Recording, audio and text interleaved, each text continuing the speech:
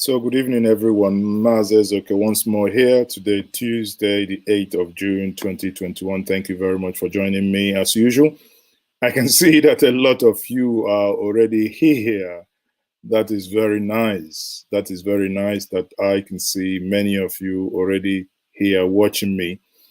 And if I will know where you're watching me from, as usual, you know, it's an interactive section that's going to be very, very fantastic. This evening, I will be looking at Nigerian crisis, if that is caused by the government. And I watched a video by the Northern Elders Forum, where they are talking about Igbos seceding from Nigeria, you know, trying to equate IPOB with Igbo. I think sometimes when these things are not addressed, and they may linger and false impression will be created. Later in our discussion, I will have a very good friend of mine who will be joining me from the United Kingdom, you know, by name Marcel Ngobohe, who is a very brilliant Sloan Fellow from the United Kingdom. So I will bring him in later. But before we do that, in our own usual way, let us first of all sell our own market, you know, because it's us. We do our things and we roll our way. Thank you.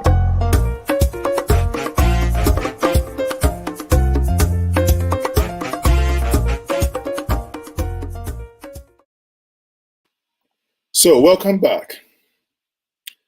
Now, to join me review some of these things this evening, I have joining me from the United Kingdom, Marcel Ngobohe. Marcel, good evening. Welcome to Njenje Media. And thank you for inviting me. Thank you very much for agreeing to join. Marcel, as usual here, what I would do here is content analysis. And obviously, as we've interfaced before, I would kick off immediately with the first video that I got here for us to look into. And that video talks about, you know, I don't know why people kind of keep blaming the Igbos every time. And sometimes, I'm not just saying because I'm Igbo, but it really, sometimes it could be sickening to everyone just talks about the Igbo as if once they cough, everybody must stop. But before I do go further, let me bring this video so that you guys can, so you can listen to this video, then we'll have a discussion around it. Or rather from Korea, breaking to South and North Korea, to that part away from South Korea, or rather from Korea, breaking to South and North Korea, to the Western and Eastern Germany, to common here, Cameroon, that you have the English and the French part that are trying to go away. You know what is going on. So for anybody to be calling for war, or you think you can just separate, it's not easy. I believe in Nigeria. I believe Nigeria will continue to exist. Whether we like it or not, there is a problem. We need to discuss the problem. We are disagreeing with ourselves, and we have every reason to disagree. The North before now is saying we don't believe in separation. But as I'm standing, I'm telling you that if there's going to be separation tomorrow, the North is ready for it. We are also ready. Let's go our either ways. And I'm telling you this with all sincerity. Northern Nigeria before now do not want to hear anything separation. But as of today, as I speak to you, the North is equally ready to live.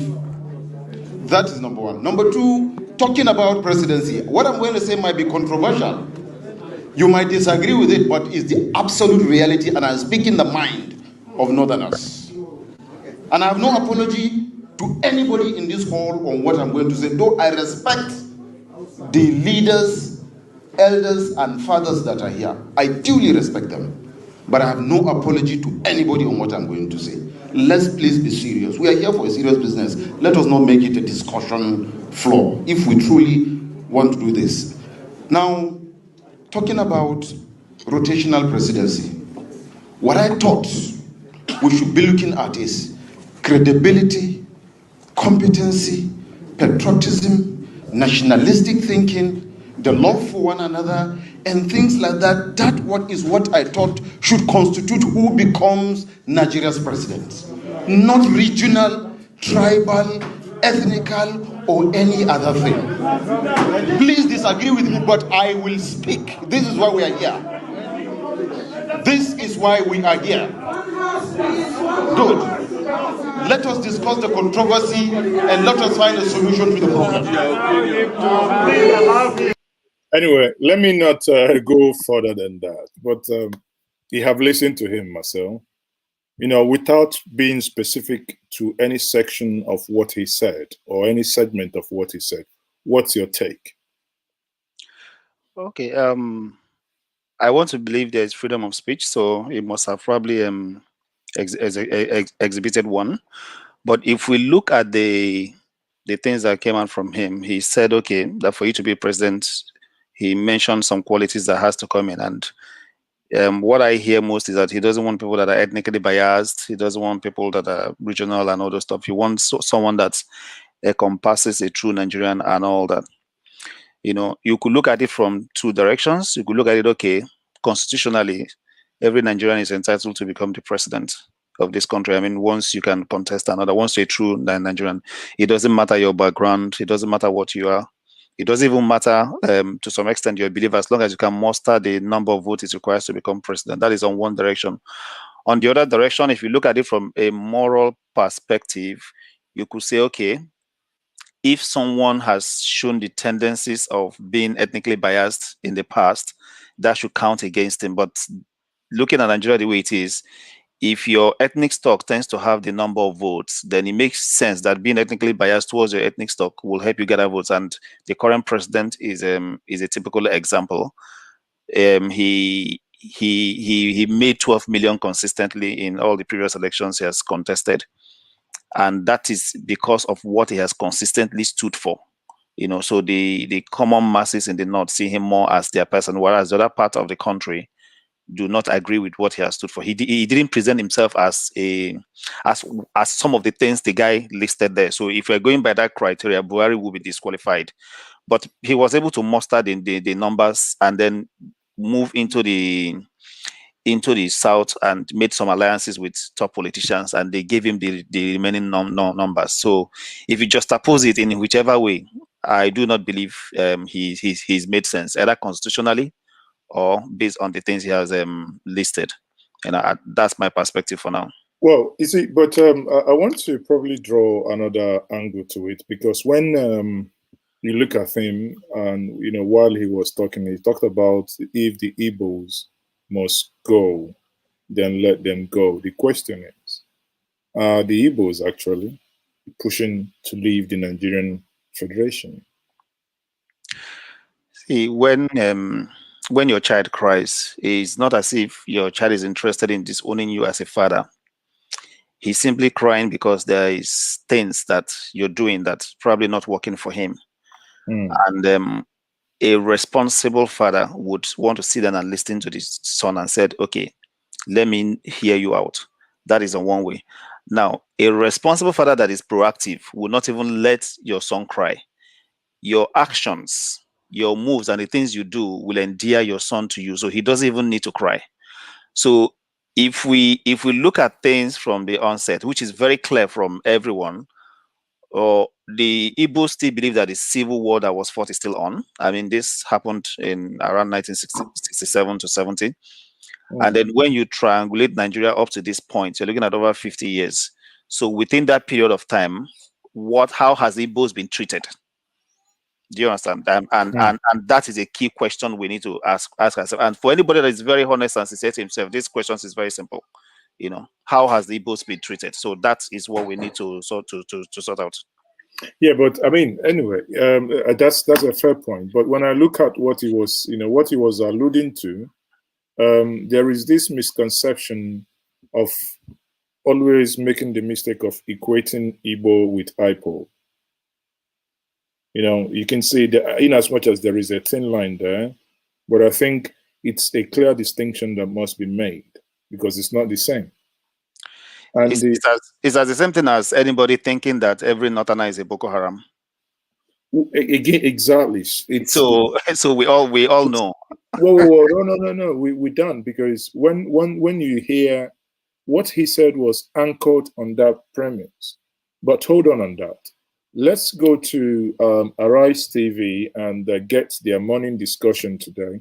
Maybe that would, because you now see the Northern Elders Forum that have come out to issue a statement, and you basically understand where that point that I earlier made is coming from.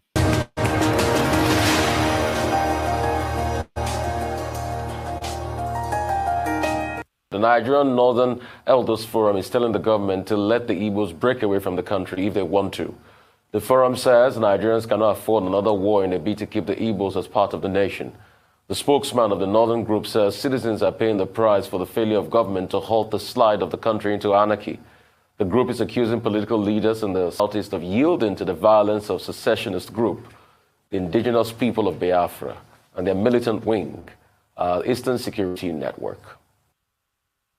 The forum has arrived at the difficult conclusion that if support for secession among the Igbo is as widespread as it is being made to look, and Igbo leadership appears to be in support of it, then the country should be advised not to stand in its way.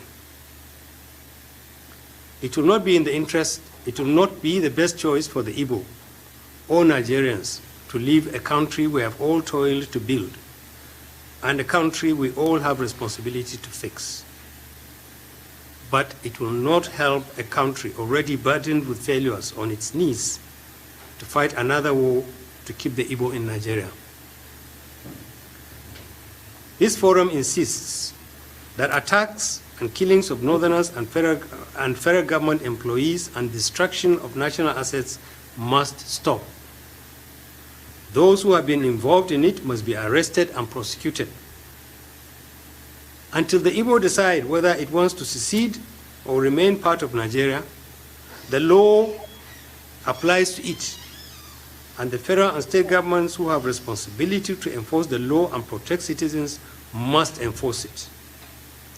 We support calls for Northerners who are exposed to harassment and violence to consider relocating to the north. Are your views on this? Now, you know, before I allow Ruben Abati, Rufai, and OJ to respond to this, what's your, just listening to that, based on what I alluded to before, what is your take on that statement? I hear a double speak. Okay. If the majority of the Igbos want to go, they should go. So it's like saying, okay, whatever is the majority decisions of the Igbos should be allowed to stay, right? That is what I hear. Then I also hear him say that, okay, that those destroying lives and properties and all that, that the law must take its course, which is okay. I mean, in every society, there has to be law and order. But what I now heard next is that the Northerners should consider relocating. So someone is saying, if this is the case, let these people go, let the law take its course, and these people should return. It's like you made a statement and you are concluded at the end of the day. What I was expecting is, if these people want to go, let's set up a process that would let them decide whether they want to go or not, and that should be enough. Exactly. I mean, exactly.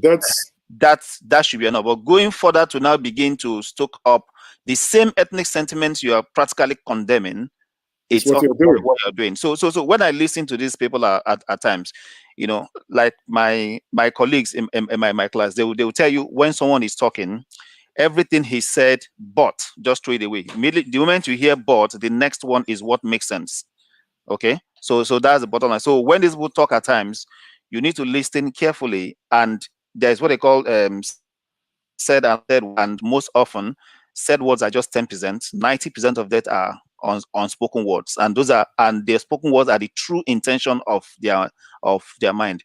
I see someone that is bitter and grieved and even exhibiting hatred, internally, to the advice he's given.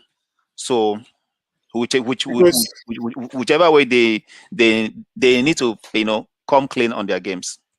Yeah, because listening to him, even there's this part that was not in the Arise interview, which is the part when he was asked, "How do you?" If one of the reporters asked him, "Are you going to give them referendum?" and his response, without thinking, is, "There is no referendum in the Constitution." Exactly. That statement alone invalidates every single argument you've made previously. Because if you do not have referendum in the Constitution, and you're not making a case for that to be in the Constitution, because you already known, it is very, very clear to you, ab initio, that nothing is going, if you want to go through the normal legal constitutional way, they do not have the numbers to make it happen. So obviously, I've already blocked it, but I'm not going to say anything. I'm going to just tell you, okay, it's not, it's not there. So go grab it. It's just like somebody locking the door and say, "Go out." Exactly. At times when these people talk, I don't know whether they assume people are, maybe people don't understand, or maybe people are dumb, or people don't even see their games. Do you understand? In this day and time, where even in any small company, what you see topmost in their strategy is diversity and inclusion. When people are forming small teams, they're ensuring that all interests are represented, and it's also good in such a way because you get a proper feedback. But when you decide to go against what the global community is going to, and then some people are telling you that, look, maybe this doesn't just work between us. I mean, this is our culture. This is how we see things. Like a marriage. Yeah, it's like a marriage. It's not working. So if it's not working, I mean, exactly. We need to kill ourselves. We should be matured enough. But again, it's well, let's go further. Then we will get more of to what they were talking about. Hold on. But one more thing. I like the fact that he said we do not need another war. Exactly. And that is what everybody could agree on the consensus. But we do not need that. Who is even talking about war? Because when you look at it, for instance, if groups like IPOB are demanding referendum, right? How does on earth referendum equals to war? If someone, because people actually tend to forget, referendum is nothing but election of, just an election, not electing anybody, but just saying, in this ballot, we're going to decide yes or no. Okay?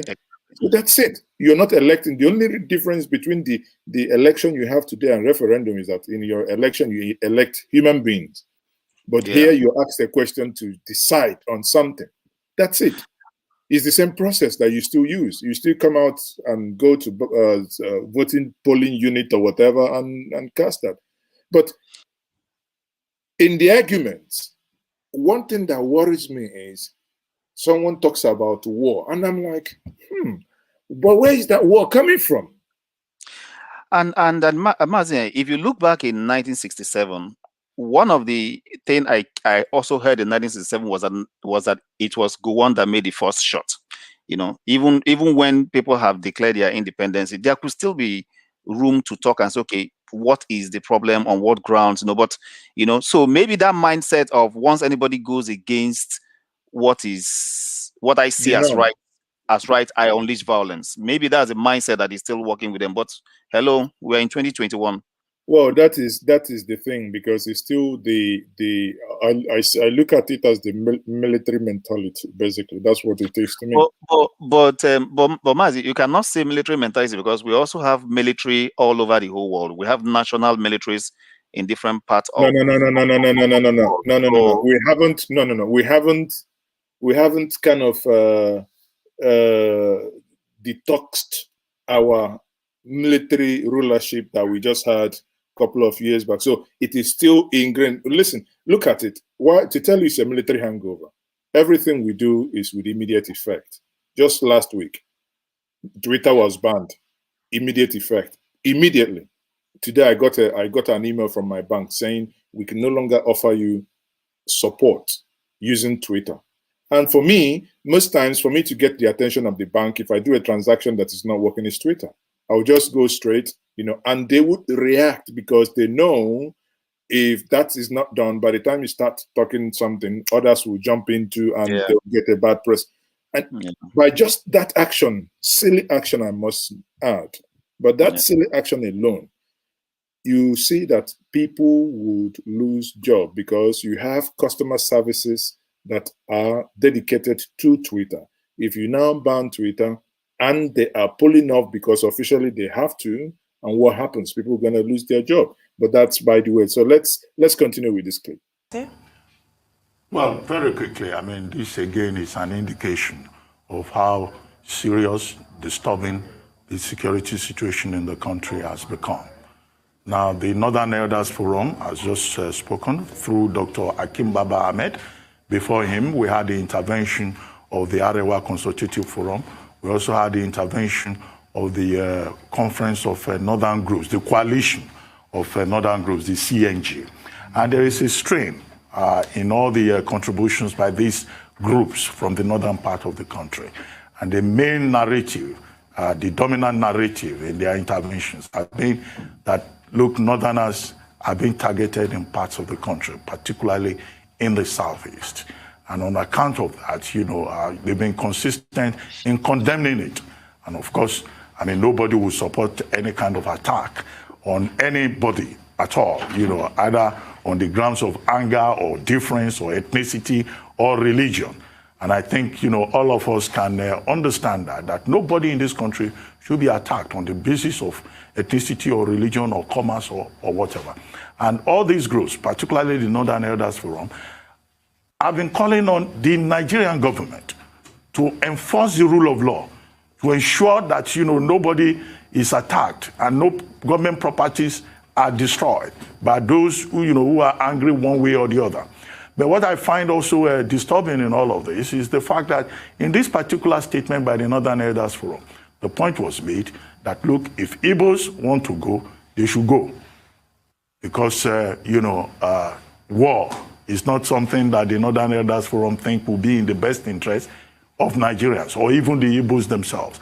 But that until Igbos decide to secede, to leave, then, of course, everybody, every citizen should abide by the rules of engagement and the laws of the Nigerian Federation. In one paragraph there, in that statement, there was also a call on Northerners in the Southeast to consider relocating to the North. What many Nigerians will refer to as to thy tent, O Israel. We hope that we do not get to that stage in this country a second time, whereby people will think that they are safer only within their own region. But the carefully worded paragraph there was when, the Northern Elders Forum said, well, Igbos and other Nigerians are, however, welcome in the North, and that the people of the North should accord them the usual courtesy and hospitality. Now, does it really work like that? If your own people have been, attacked, victimized in other parts of the country, how do you sell that message to the ordinary man? Because we saw what happened during the Civil War. But I think what is more important is the need for leadership, because that statement by the Northern Elders Forum says that it looks like leaders of the Southeast are supporting what is going on in the Southeast. In other words, it's a subtle statement about, leadership in the Southeast. But what is important is for us, to be able to live in a country where there is peace, where there is stability, and where we all respect each other's rights.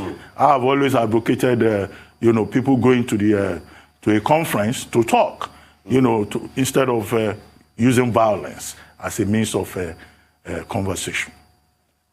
No. Right. Concerning this, Dr. Abati, when you look at it critically and strongly, I think it's that time. What a lot of people are calling for should be done. That platform to talk. I think before Marcel here, I don't know if you have anything to chip in, but before I continue, I think here, no matter what, what Akim Babamed said. I think there is one critical issue here that is very, very important, is whether you want to break the marriage, whether you want to stay within the marriage. One critical thing is that everybody and various components are not happy. Then it beats me silly. Why probably no one is talking about how do you come together and speak to one another? Don't you think it's something that should be and must be considered? See, one of the things that amazed me when these people also speak is that we all know the problem and people just dance around, and Nigeria is a country where even when an organization has proven to have lost all epitome of integrity, they still listen to them and give them audience. In a civilized world, once an organization has been seen as not being very straightforward and honest and open and sincere, I don't think anybody listens to them any longer.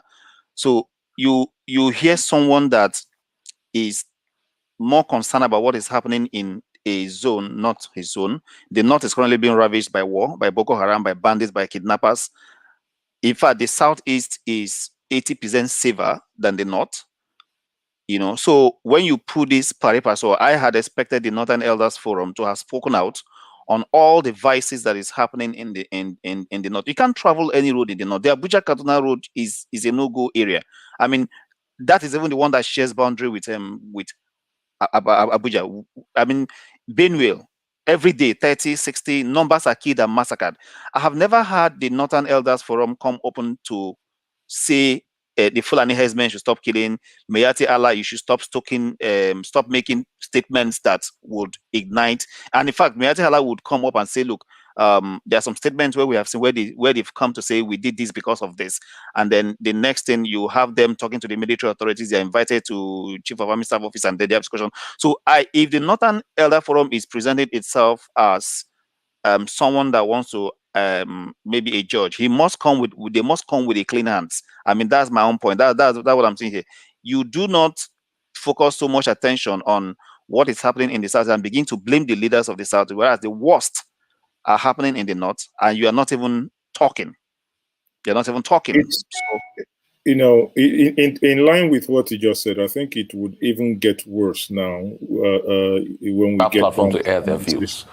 That platform for probably the Northern Elders Forum and PANDEF and Afenifere and other groups in the country to all come together and sit at the table and try to look for solutions to the challenges we're facing. We cannot push away the views of people at a point in time like this. And we have always had conversations. 94, we had a conference, to talk about the union. A couple of years back, we had another conference, Sovereign National Conference, which a lot of people still claim that the result of that conference is still somewhere gathering dust. We've constantly had these conversations in our national life, and it is time for all of us to talk. And the leadership should lead the conversation here to bring all parts together. It shouldn't get to when you start to hear messages that, if the Igbos want to go, they can go. We shouldn't fight anymore. We shouldn't fight anymore over this. But what a lot of people are calling for are those conversations. Because those people that are saying they don't feel part of Nigeria, they don't feel loved, they feel threatened, they're being killed, leadership has a role to listen to their plight in all of this and start to look for ways of dousing this tension. So it's incumbent on all of us to come together and sit at the table and start to look for possibilities as regards our problems. I don't think our problems are bigger than us that we can't have conversations over. I mean, human problems are man-made, and only human beings can solve them when they sit down and talk. And there must be willingness across every part. I mean, we've been gifted a great nation, and we're having divergent views now, but we can also come together and say, how can we restore? How can we come together? How can we heal across all ranks? No matter how tough the violence is, people still will talk. The Irish crisis was so much, but all of it struck some level of peace with the Good Friday Accord. People came back and they talked and they had conversations. There was the IRA and all of that, but people came on the table and they sat at the table and they talked. So at this point in time, rather than just having silo effects, groups talking in silos. We should all come together and talk, and leadership should lead this conversation, really. All right, thank you so much. We'll take a short break. So, Marcel, now having listened to what Rufai said here, what's your view? Don't you think that if government is failing to address the issue that he spoke about, isn't it time that the people themselves should take the bull by the horn?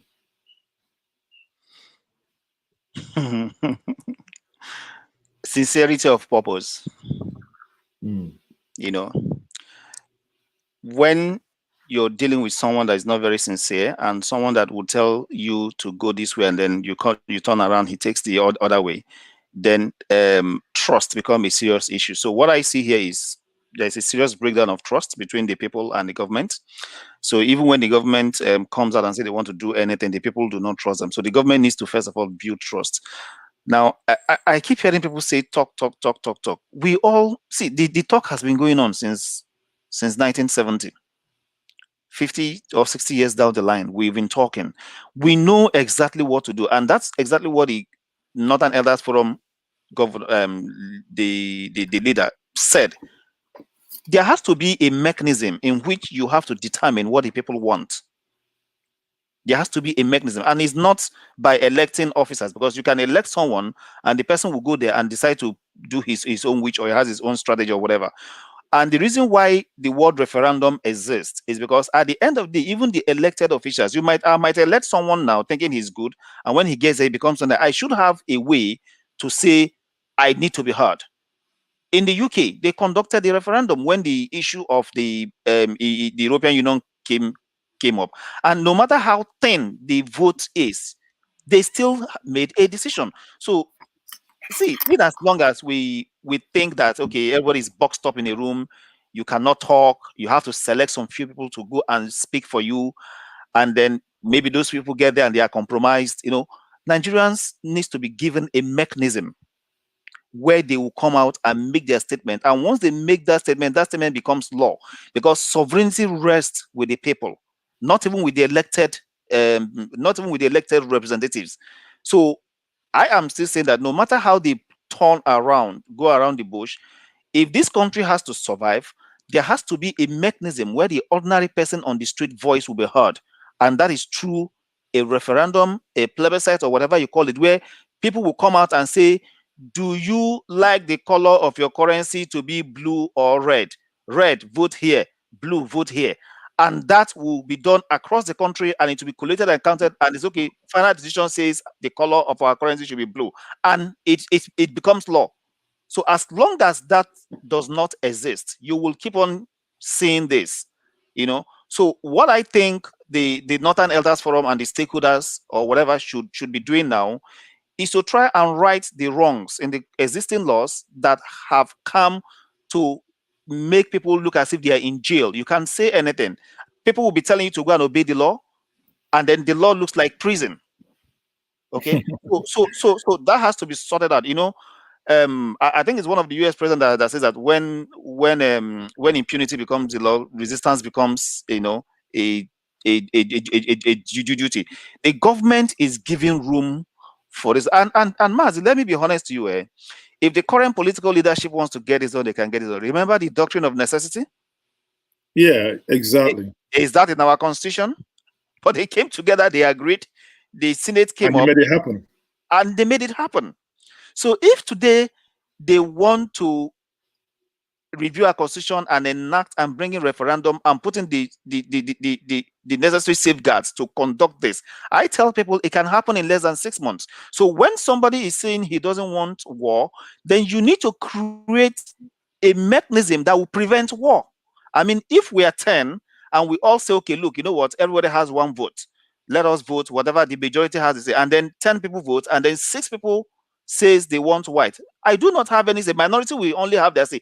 But what if there is no mechanism to even do that in the first place? And that is the problem.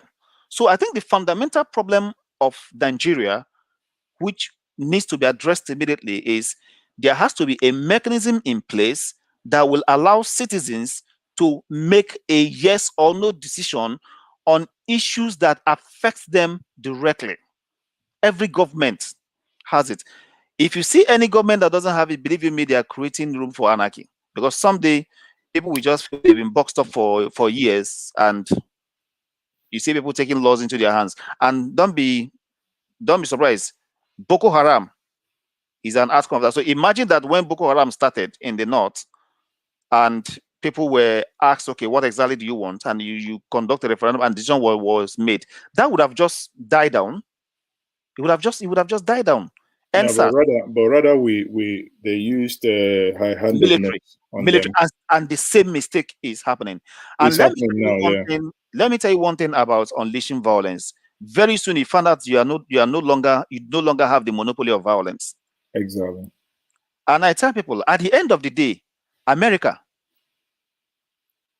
sat down on a table, either through mediator or through diplomats, to have a discussion with Taliban on how the running of that country goes forward. So no matter what you call anybody, if that person is a stakeholder, there has to be a mechanism to make a peaceful resolution of issues. So let's move to the second part of this second segment of this conversation. Then we are going to be coming down to the Southeast, and specifically, that's one of the interviews that they granted to them by former SSG to former governor of Imo State. And actually, I think I shared a clip of it with you, but that interview is very, very interesting. Let's have a listen, then we do the usual content analysis on this. Speak up on the federal government's approach to tackling the security situation in the Southeast. This morning, we'll still be staying on the escalating tensions in the geopolitical zone.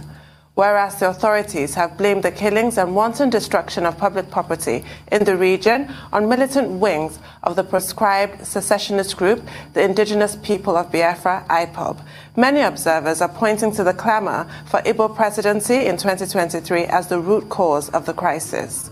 But while the element of criminality cannot be ruled out, what is not in doubt is that the politics of imbalance, perceived marginalization, and rising poverty and unemployment have all combined in making indigents of the Southeast feel like outcasts in their own country.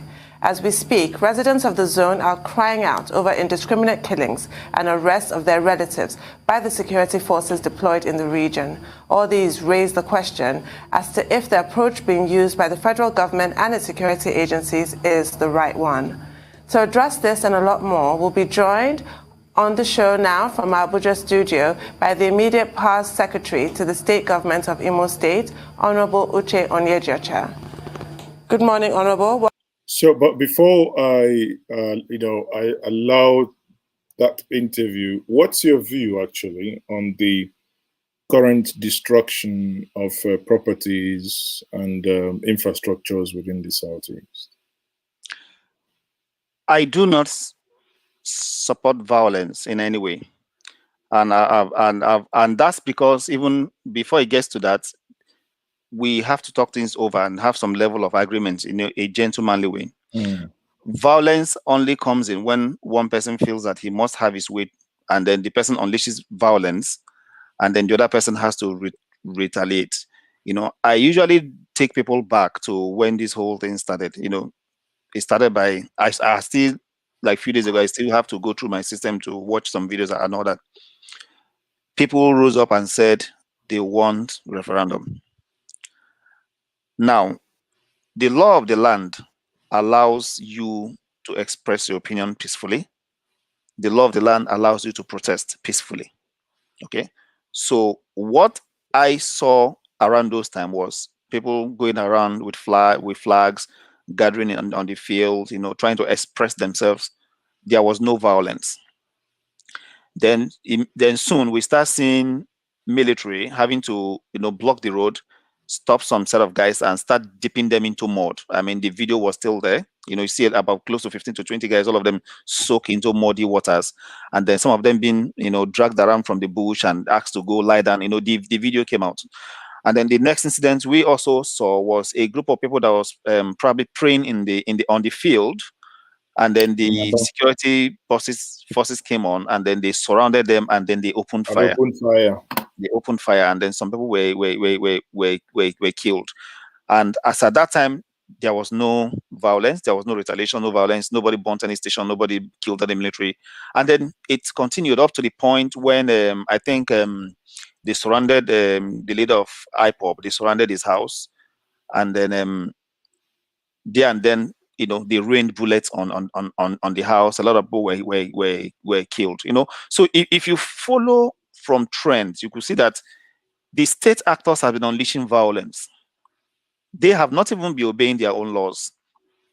So when you do not obey your own laws, when you do not guarantee the dignity of the right of your citizens, you are leaving them with no options to probably also go back and probably give you the coin in which you have given them. And if you also trace it back to Boko Haram, the same thing happened.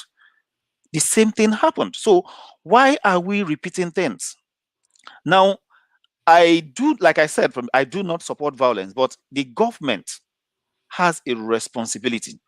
You know, if you have put laws in place, you should be seen as the person that will lead by example, by obeying your own laws. If your own laws say that even when you arrest people, you need to take them to court, try them, and allow the judicial process take its own course, you do not have any right to go to a field, surround people that you can comfortably just handcuff, you know, take them one by one, handcuff them, and march them to the court. You opened fire on them. And let me tell you what happens. When these things happen, when there's extrajudicial killings and all that, you never see any person being prosecuted. None. I mean, it just dies, and it's like, you know, flies has been killed and people move on.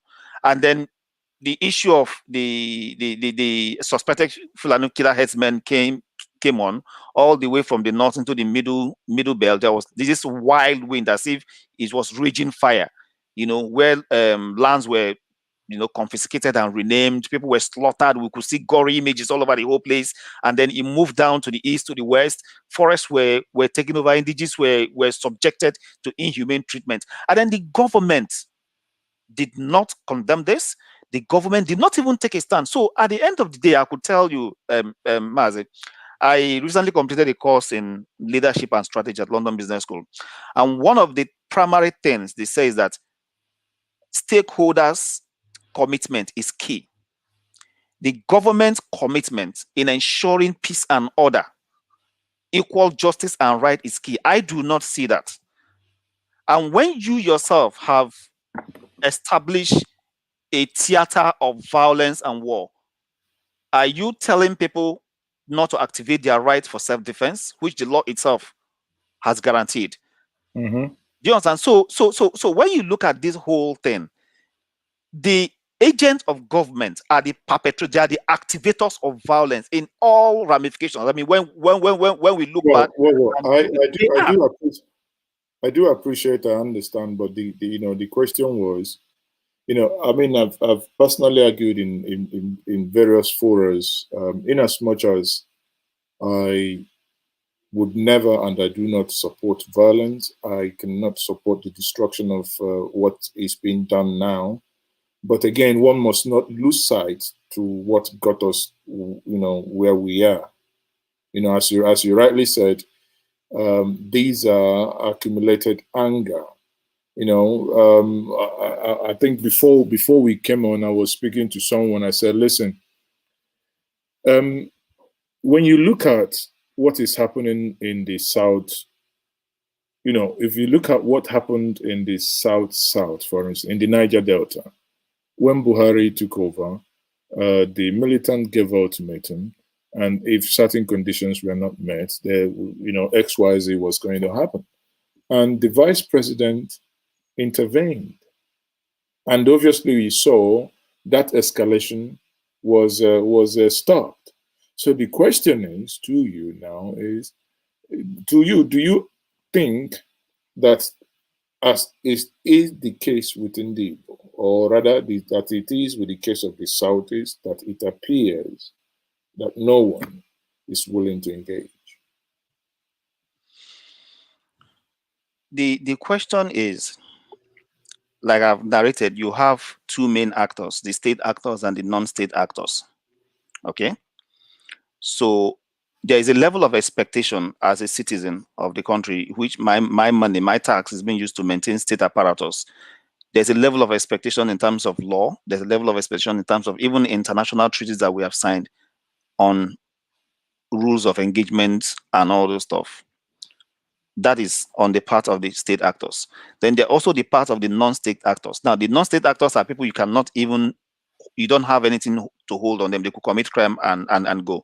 So the only way you could manage them is to do some level of stakeholder engagement. You should call them to a meeting, ask what is exactly your grievances, how does this come about, what can we do about it, continuous engagement. And Mazi, I'm telling you, if I'm the president of the country, we won't get to this level. Because let me tell you what I would do. It's very simple. Even when people think it's a very difficult situation, it is not. When people rose up that they want referendum, we will get into a table and say, okay, you want referendum, that's fine, which I also believe there should be a referendum, but our laws currently does not support it. So what I would commit to you is that we will talk at top level, government level, and let's see how we can make constitutional changes to bring referendum as a process into the constitution. And then you make them a key stakeholders to that process. So whenever you are doing constitutional review conference, you ensure they are being invited so that their voice will be heard. Mazi, that process can take a year, 2 years, but then they are already feeling that somebody is listening to them and somebody is doing something. Okay. You know why I'm laughing? I mean, you're making the analogy. I would say the same thing I said to Barrister Boala when I did have a conversation with him over the weekend. The thing is very simple. It is like, how do I put it? The same thing I said was, you do not expect a chicken to do a wee, just literally translating from the Igbo language. You're basically expecting a kuku. I mean, let's come to the realm of reality. You knowing the person you have as a president, if he has not been able to engage. You remember when he came out from the hospital in 2017, and he made some promises. The things he was going to change. He agreed for the first time that the appointments were loop-sided. I mean, those were his words, and he was going to look into it. But you still got to the election. What did he look into it? You got after the election. Did he look into it?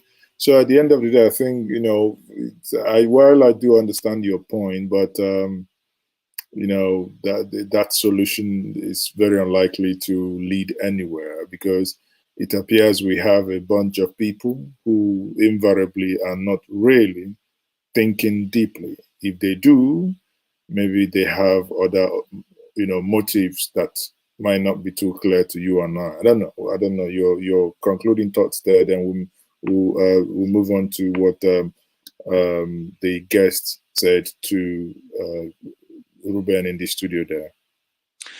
Mazi, even when you have a tyrant, let's assume the people made mistake. They were, deceived into voting a tyrant. As bad as the 1999 Constitution is, it still gives room for checks and balances. And do you know the people that has failed Nigeria most in this whole thing? The Senate. Mm-hmm. The Senate. I don't even know your name, Ahmed Lawan or whatever, and then the House of Reps, Bajabiamila. History would see them as the most failed, not even Buhari, because let's assume Buhari became what he is and then became a tyrant. The National Assembly and the House of Reps have constitutional responsibility to ensure accountability. So if there is a federal character law that says that so should happen. Although I always tell people that most of our laws, when we make laws, which is typical of Nigeria, they will insert one loophole that anybody can also bypass. But you know what? By measure of morality, let me not even say morality. You know the the prudent man's law in the US, where they say, okay, let's assume there is no written law. What would a prudent man do? Well, that's a common sense. In this situation. Now, they will now say, okay, this is what a prudent man will do. Now, did you live up to the expectation of a prudent man? No, the law will sanction you. Well, because you're a reckless man. Anyway, let's... Exactly. So the Senate and the House of Reps are the biggest failure. You basically... Senate and the House of Reps are the most biggest failure. You basically, without saying that, but I'm not going to say that, but if I were to say that, I would say that you basically have called them confirmed rubber stampers, but I didn't say that. I didn't. Rubber stamp is still a good name, because you can still rubber stamp and also stand your ground. I mean, total failure. Someone actually whispered in the chat that if Buhari today sends a monkey, a monkey, that if Buhari sends a monkey to the Senate for them to confirm it as national security, that the Senate will confirm that monkey. That's a very sad comment. So no, no impute. They are supposed to be the one that will look at that list and say, look, by virtue of this and the diversity of the culture and all that, they'll return it back. Yes, exactly. So and let me tell you, I know that even when they return back, Buhari has a tendency of maybe during Saraki time, he keeps the person in acting capacity. You block the funds. You do not approve the budget. They do not have any interest here to fight, and because they're not fighting for you. So they are all I don't know, but they are the biggest failure. Lawan and Amela. I mean, I don't know what history will write about them. Well, even if they're quiet. It's remains to be seen. So for the viewers watching us, we are clocking close to 500 viewers across the platforms, slightly lower than what we normally get. But can you do us a favor by sharing the link, liking the page, and for those of you who are commenting the guest this evening that he is on point, you can also, if you so wish, support the channel by using the super chat for those of you on YouTube. Now, while you like this video and share them, YouTube algorithm and Facebook algorithm lets others know that you have done so and that you are enjoying that. I will also acknowledge in the chat room that I now have Elder Deli Ajufo. Thank you very much, Elder, for your comment. And I do have many people watching from the United Kingdom, some of them from Germany, Guten Abend. I can see one from Frankfurt. And I know, Lizzie Chuku is there. Thank you very much, Lizzie, for tuning in this evening. It gives me joy to say that many of you are here, and most evenings when we do this analysis, thank you very much for being part of this program. So, Marcel, we'll come back to these analysis and we continue from where we start. So I think here, without preempting whatever Uche said here, but let's see what he said, because he made, in my view, very, very salient points. The prison in Wiri and the release of over 1,800 inmates, the murder of individuals. There was one, Ugachuku, who was murdered, who had returned from Germany. There's also the killing of Ahmed Gulak, who had visited the state. Now, she made a point about, could this have anything to do with Igbo presidency in 2023, the agitation for Igbo presidency? Are there some agents provocateurs who are, just making the Southeast so ungovernable?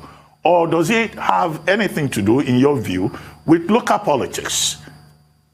Because, the police, the Inspector General of Police at a point said that some of those people behind it are linked to IPOB and the Eastern Security Network. What do you think? Is this a case of politics we're dealing with?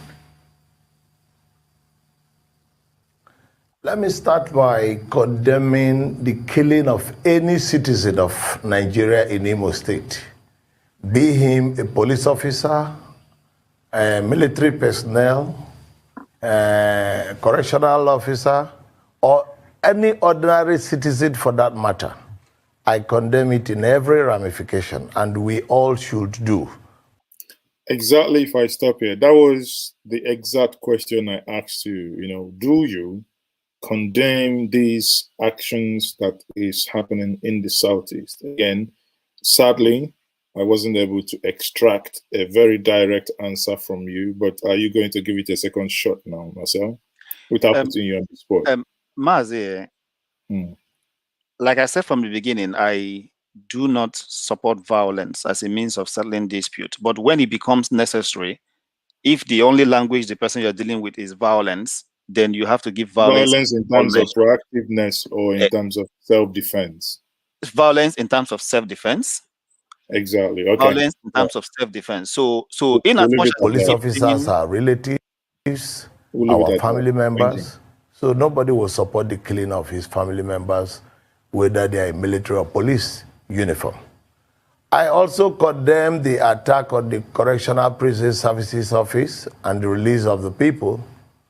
But at the same time, I believe strongly that what is happening in Imo State is a case of crisis generated by both bad governance from the national and at the state level. I say this with every sense of responsibility. In 2015, I was a very active member of the APC. I was a senatorial candidate for APC when President Buhari ran for president in 2015. I was a fanatic of Buhari. And I am saying that I do not think that the reason we gave him all that support in 2015 was to have a situation where we will be excluded from his government in the spirit of his so-called 95% and the 5%. One expected that the president should have been statesman enough to appreciate that every section of the country worked very hard to ensure that he got elected as president and embrace all. But unfortunately, Mr. President failed in that direction. Now, before I go further with that, do you agree with him that the president hasn't been fair to Ndibo? And if yes, in what areas do you think the president hasn't been fair to Ndibo? Mazi, like you said, you can't give what you don't have. In 2015, between the election of Jonathan and Buhari, in as much as we wanted change, I told people that looking at Buhari as a person, and I look back in 30 years, what has this man done to himself? You have to love yourself to do something for yourself. So let's take 30 years out of your life. What were you in 30 years and what are you now? So I looked at that and I said, when Buhari in 30 years, in 1984-85, when he was overthrown, up to the time he came back, what has he done for himself? What has he done for his community? And what has he done for his nation? I couldn't find anything. So if someone has not done anything for himself, not done anything for his local government, not done anything for his community, then you expect him to do something for you? I mean, it's just common sense. So in terms of marginalization or not, I mean, it's clear and evident, unless you just want to tell lies in the open, from the appointments, from the amount has been spent in budgetary allocations, from different angle, everywhere. It's all over the whole place, and it's not as if it started with Buhari. It's something that has been even by virtue of structure and constitution. Igbos have only 5 states as we speak, and we know that the funds of this country is being shared according to states and local governments. So when you put all this together, it is very evident and clear. Yeah, but these imbalances you so addressed, are they peculiar to Buhari? Isn't these imbalances there even before now? For example, before you answer that, for example, I have heard many people argue that even when you criticize Buhari for not, quote unquote, doing well for the Igbo nation, that comparatively to the previous government of the PDP, that he is doing and has done more infrastructure development in the Southeast comparatively, that what the Igbos, quote unquote, the issue they have with him is as a result of not, not project per se, but is that language, body language, empathy, and being able to let them feel. Now is a feeling, it's subjective. Feel as part of this entity called Nigeria. What's your take?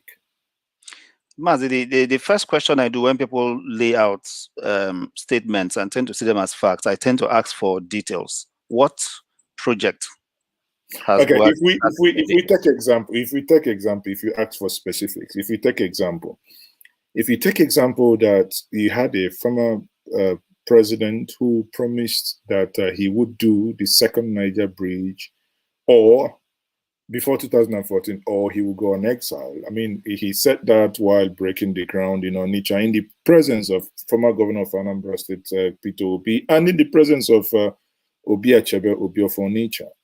And he lost the election. The project was not done. He didn't go on exile.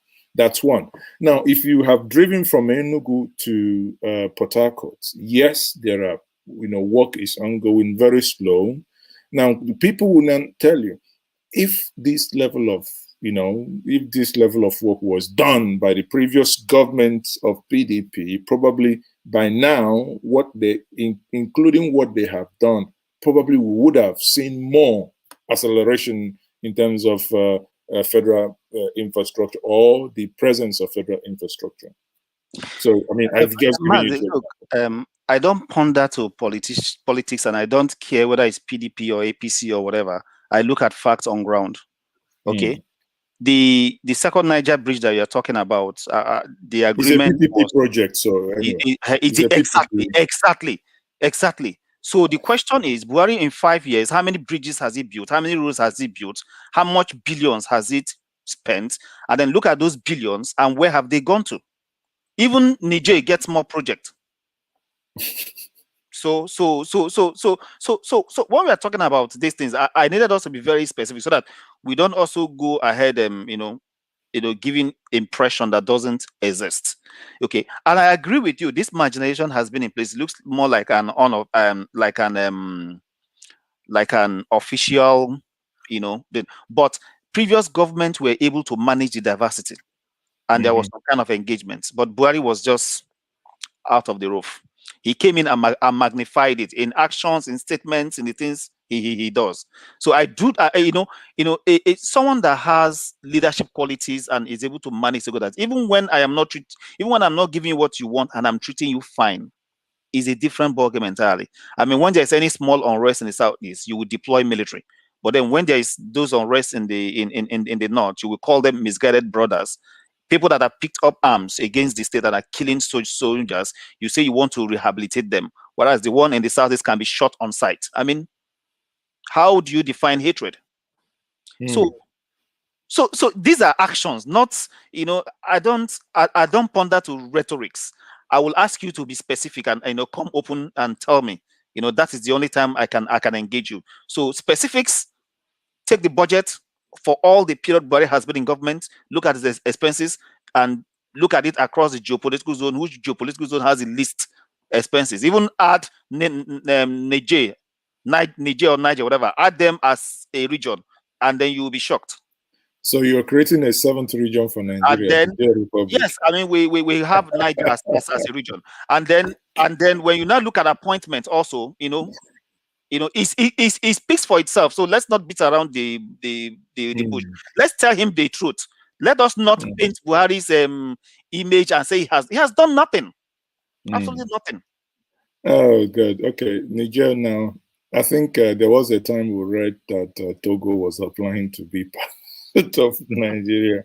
So maybe Niger has to apply as well. So we now have 8 regions, Togo and Niger. That's a very good one.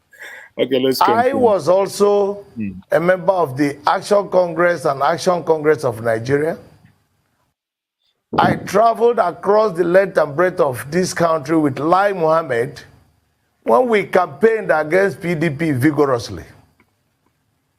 We risked our lives. And today, when I listen to Lai Mohammed, he is sounding like the ministers of information under the PDP administration who we criticized. So the whole situation you find happening in Imo State is a failure of leadership at the national level and a failure of leadership at the state level.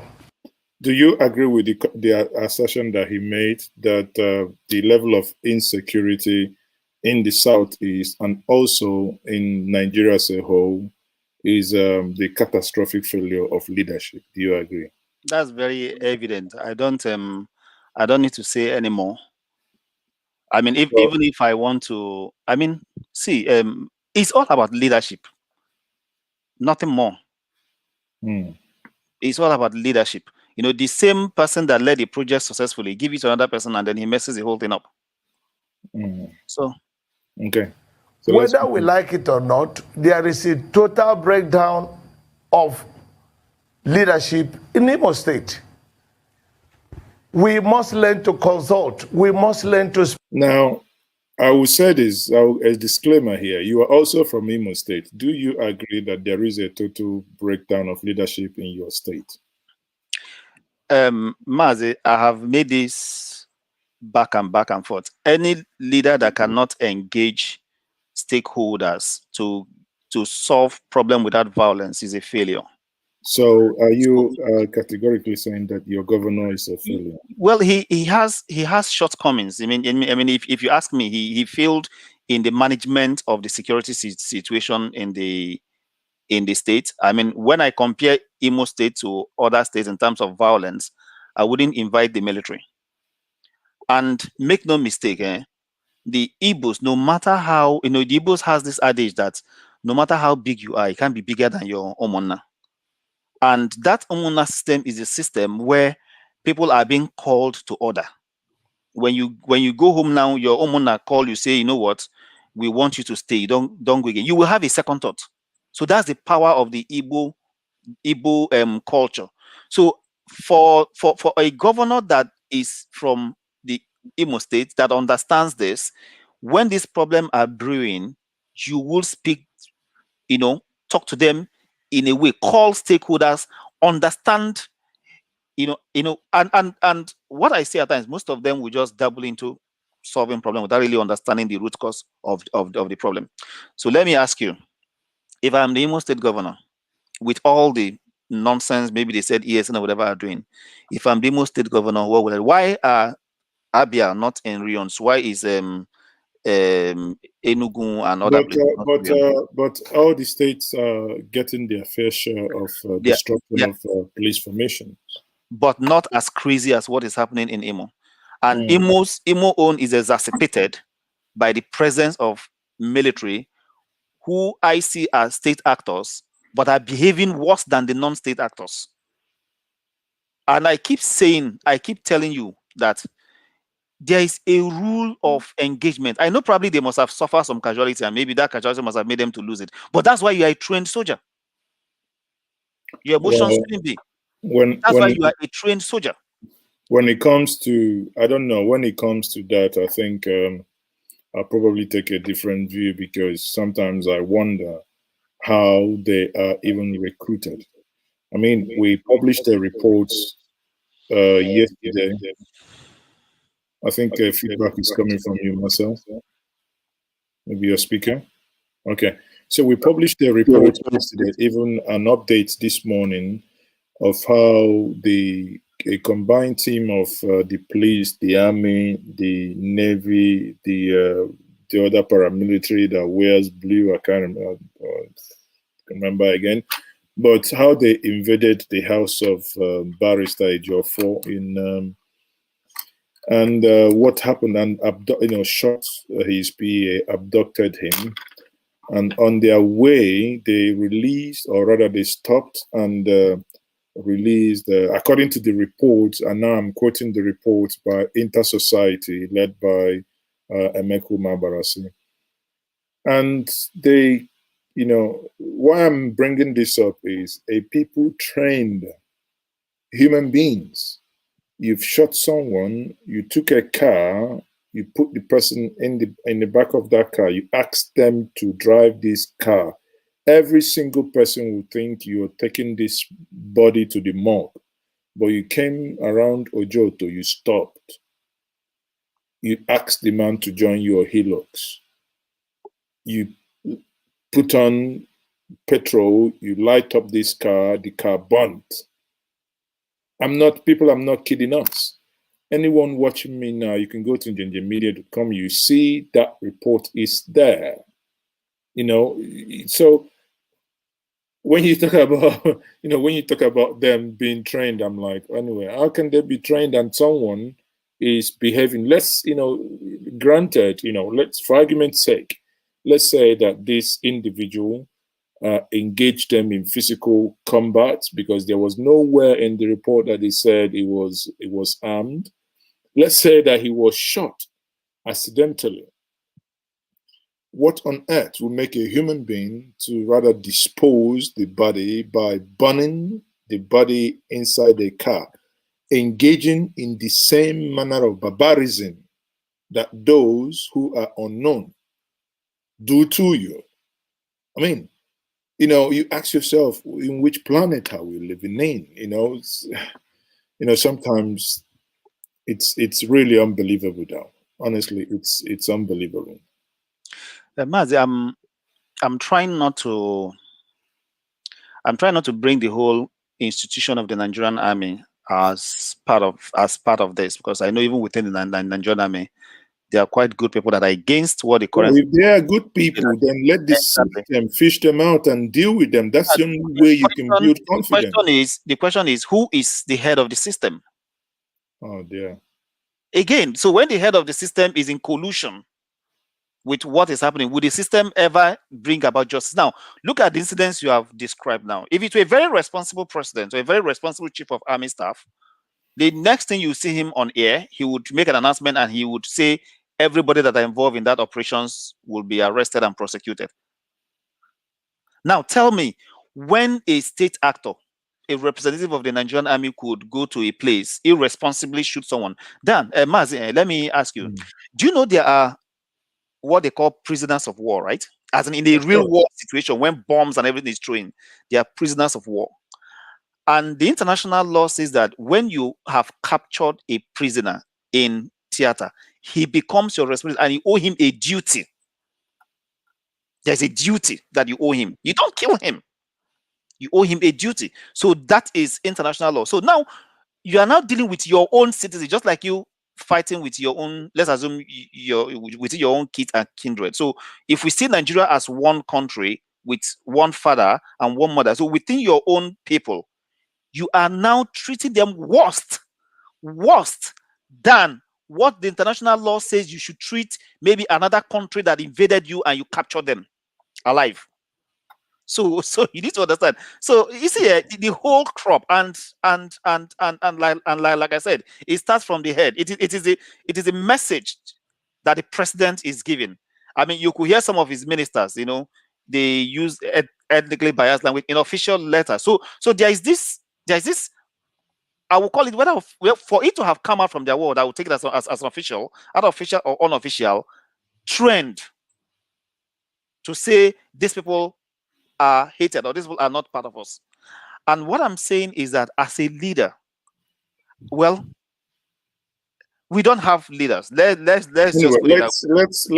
go ahead and we'll conclude with this. But for those of you who are interested in reading the report by Inter-Society that was published by Njenje Media, I think at the chat section, I'm basically sharing with you, do not log off, from watching us.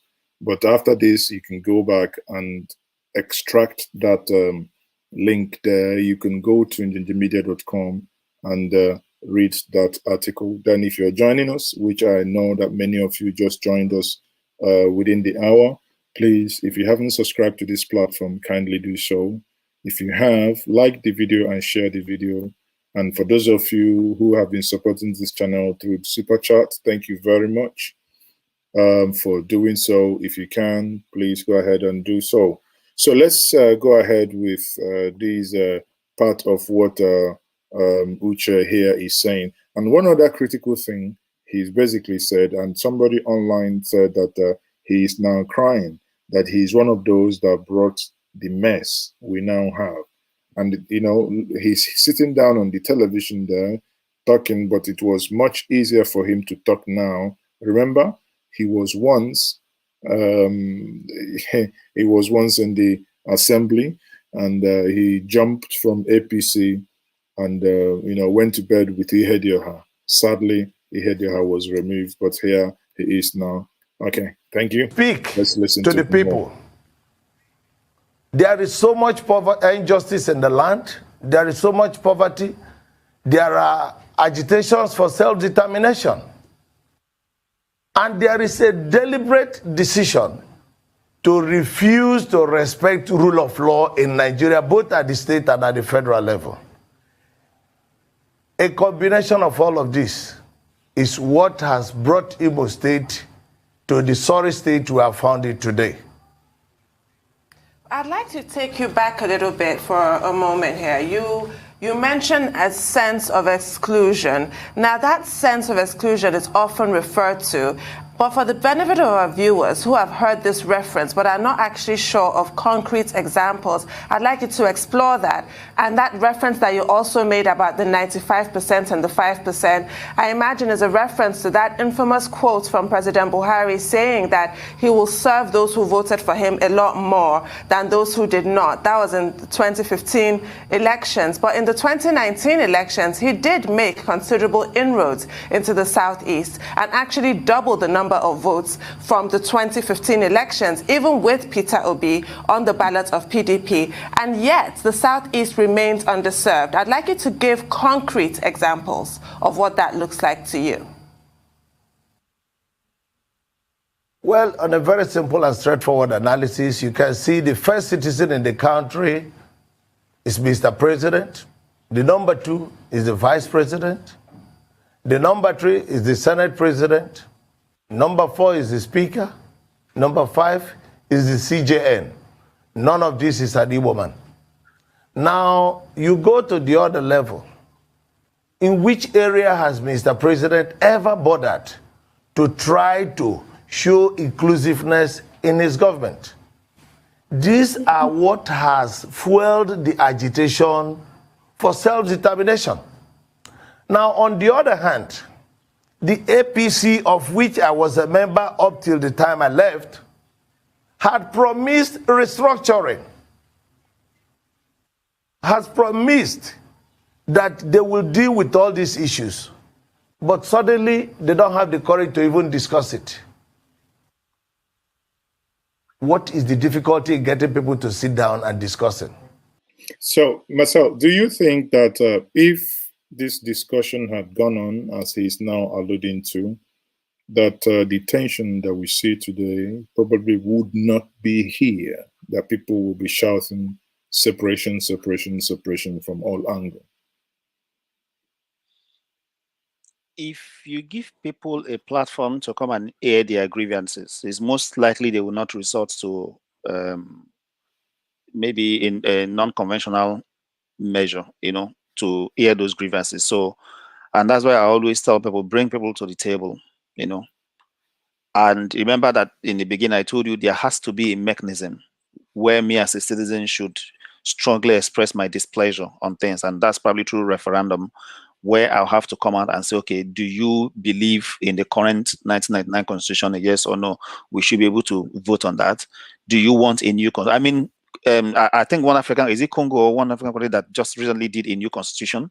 You know, they trashed their old constitution and they did it. So at times when I look at these things, I ask myself, what is the big deal of all these things? If not that you have entrenched interest that insists that we must remain in the 18th century, you know, and Mazi, the opportunities in Nigeria are I mean, you can't even count it. All you need to do is to put a key and unlock it, and everybody will be fine. There is enough, more than enough. In fact, for anybody that wants to steal, let me tell you what the problem is. They are stealing, and they are not even allowing people to breathe.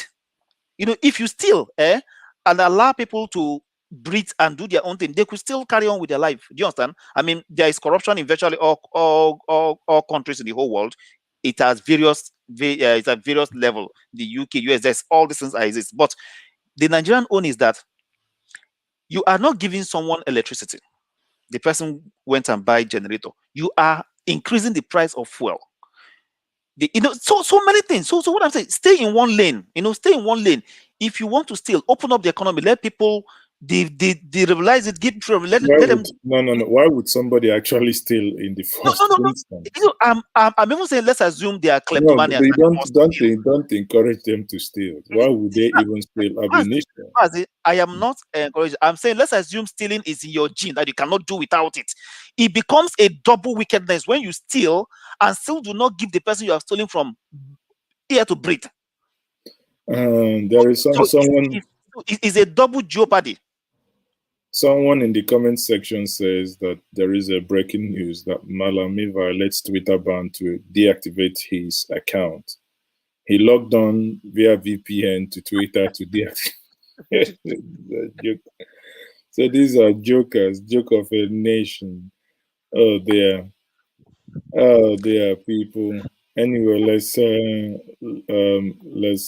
take more of what Uche is saying here. Killed standbys and as president of Nigeria, and moved in to invite the genuine leaders who had access to these people and started speaking with them. And at the end of the day, they were able to achieve reasonable peace to allow them space to govern the people. If you listen to the news regularly, you will notice the opinion being expressed by Senator Wamaku of Sokoto State, where he was lambasting and lampooning southeastern leaders. And what is his quarrel? That a truck that lost control in Akwata Junction killed standbys and wounded many. And the people, out of anger, set the truck with the cows inside them ablaze. Senator Wamako, without bothering to investigate, took it for granted that any truck carrying cows belonged to people from the north. Even when this particular truck belonged to Mr. Cosmos Chibuike of Umunachi in Dunukofia local government area of Anambra State. Wamako was seeing it as a reason why Igbo people should be abused and castigated, and he started assaulting every leader. Did you watch that video, Marcel? Did you watch that video of the Oka incident where, that truck conveying cows lost it and rammed into multiple cars, which resulted into multiple deaths? Again, I say, may the souls of those who lost their lives and properties in that sad incident rest in peace. Amen. So, did you watch that? Did you see that video? Because when I saw that video, and it appears in anger that, again, let's not pretend here. I ask, if that truck was not conveying cow, would that truck have been burnt?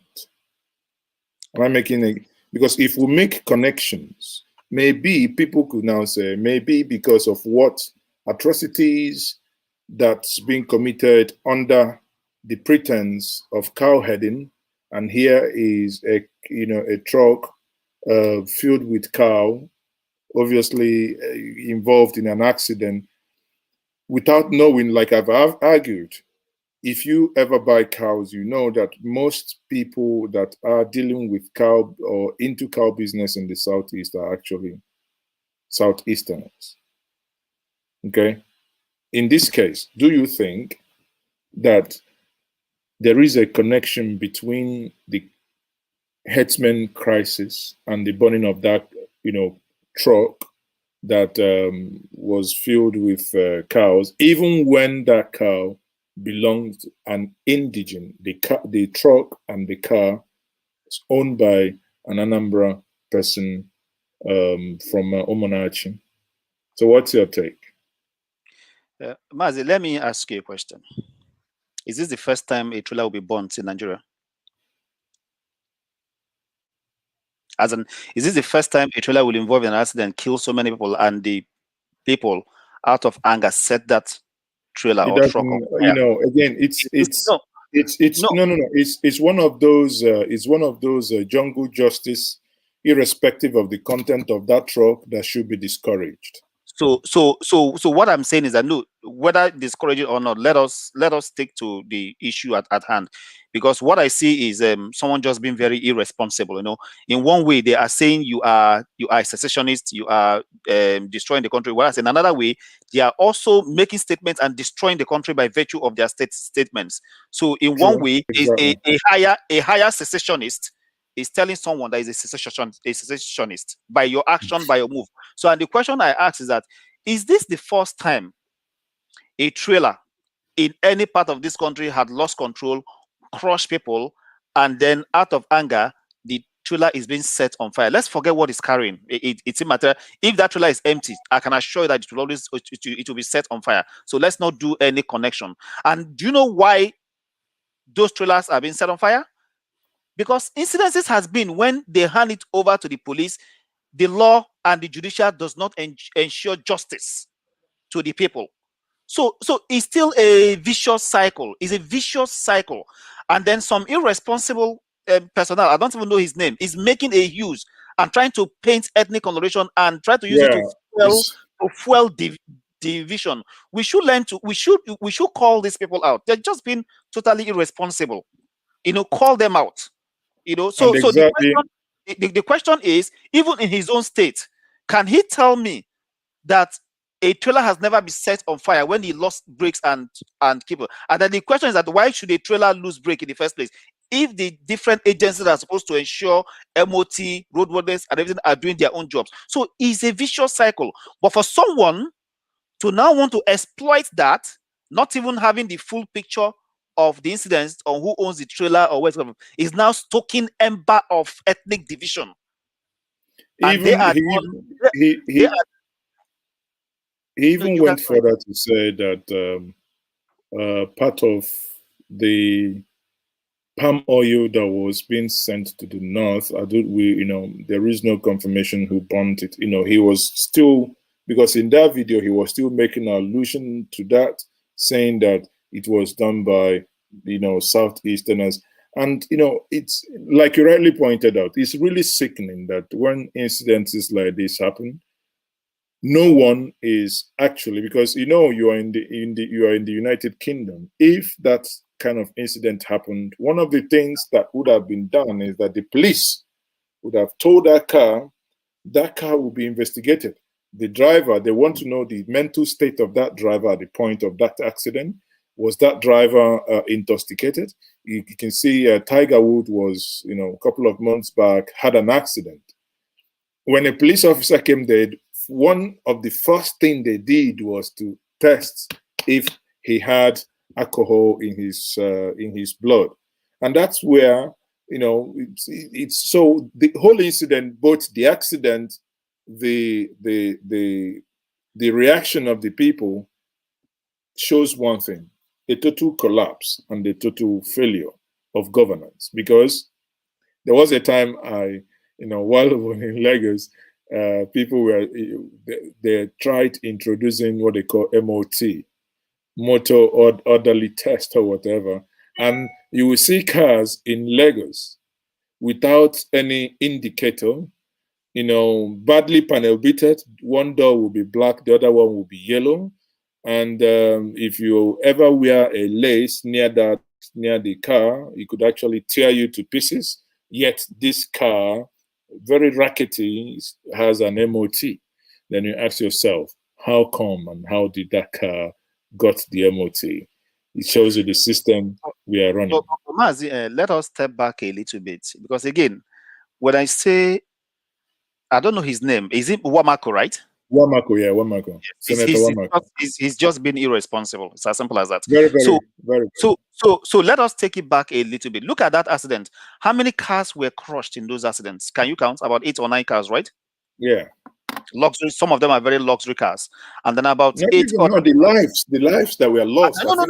No. I am saying that let's assume we want to take that incident in isolation and we want to analyze and want to see where a normal person, when I use the word a normal person, should be focusing his attention. A normal person will be concerned about lives that cannot be replaced. Because cars can be replaced, trailer can be replaced. You can't compare cow. I mean, we all eat cow, is our food. So whether you burn it, and in fact, for you to eat it, you have to kill it and burn it.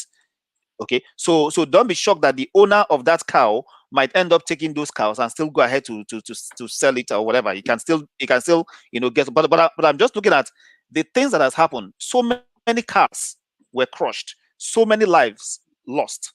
So if a normal person wants to condemn those actions, where do you think his emotions, humanity, will go to? Of course, the empathy will be on those individuals. That's the first thing any human being with real blood running in the vein will do. You understand how irresponsible. And again, let's continue because I like the response given to that by Uche as well. Even when the cow and the truck belong to an Igbo man, an Anambra man, I would therefore call for caution, because that is the only way to go. Let no group or let no people take it for granted that they can bully any other person to total submission. It is not as simple as we think. The Nigerian Constitution, and I'm sure so many people have never bothered to read through it, recognizes the right to self-determination. Anybody who has doubt about it should go and read the African Charter on People's and Humans' Rights, which has been domesticated in Nigeria as part of the law of Nigeria. And having been so domesticated, it applies here whole and entire. That law was inherited from the United Nations Charter and back to adopted by the African Union, adopted as part of the Constitution of the Federal Republic of Nigeria. So there is a lot of ignorance pervading our system. And I think we have not noted the fact that our laws have not been substantially explored for the purpose of people's right to agitate for whatever is of concern to them. Thank you so much, Honorable, for the voice of reason, much needed. And thank you for that clarity, because when we have tension in the air, it's always a peak period for fake news. And thank you for that clarity as regards, that truck getting burnt. And we now know better as regards that. But I want to talk about the locality of this problem. A lot of people will ask, why Imo? I'll ask, does this have anything to do with the Supreme Court judgments? Because this same Imo State under Emeka Ihedioha was peaceful. Every part was in peace and harmony. Nobody fought anybody. We had peace all through the streets of Imo. And all of a sudden, then the Supreme Court ruling came to place. And since then, it's been political brickbats. We can't say we didn't see on TV the back and forth between even the former governor, for instance, before Ihedioha, and the incumbent governor. Then it's been a slippery slope since then. And most of the violence is pretty much in Imo State. So why Imo? Now, Marcel, because you are also from Imo State, before I allow him answer that question, I'll piggyback on you. I'm not trying to put you on the spot, or that your people will say you're no longer allowed to come to Imo State. What do you think? Why, honestly, because it's a question that people have asked me privately. Why do you think that a state that was so peaceful, Ihedioha governed for a couple of months, and it appears he governed for years, He was sworn in on the 29th of May. And by January, mid-January, I remember I was in Imo State in January to do some covering of, coverage of the roads being built and all the rest. So if you look at May to January, it's roughly a couple of months, but it appeared peaceful. Many people thought he has actually governed for years. Do you think that the crisis in Imo State, in your own state of, in your own state of origin, do you think that crisis has anything to do with the Supreme Court pronouncement as regards to the governorship of your state? Directly, I would say no. As in, if you want to draw a direct relationship, I do not see any direct relationship, because even after the Supreme Court pronouncement and then Hope Uzodimma coming on board, the trouble didn't just spring up. It took some time. And then we all can also remember the series of events that happened before we got to this point. ESN saying that they were somewhere around Olo and they're in the bush trying to ensure that the rape of women and spoiling of people's and again, the reason why we tell these stories and tell it as clear as possible is such that in the story we also know exactly where we had it wrong. Remember that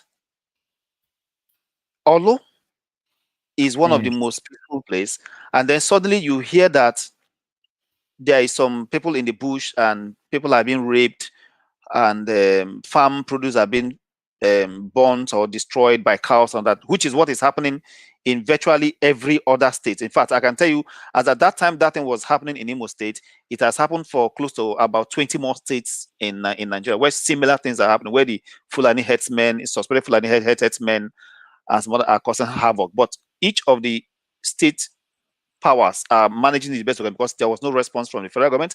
They were not condemning it. They were not coming out openly to say it has to stop.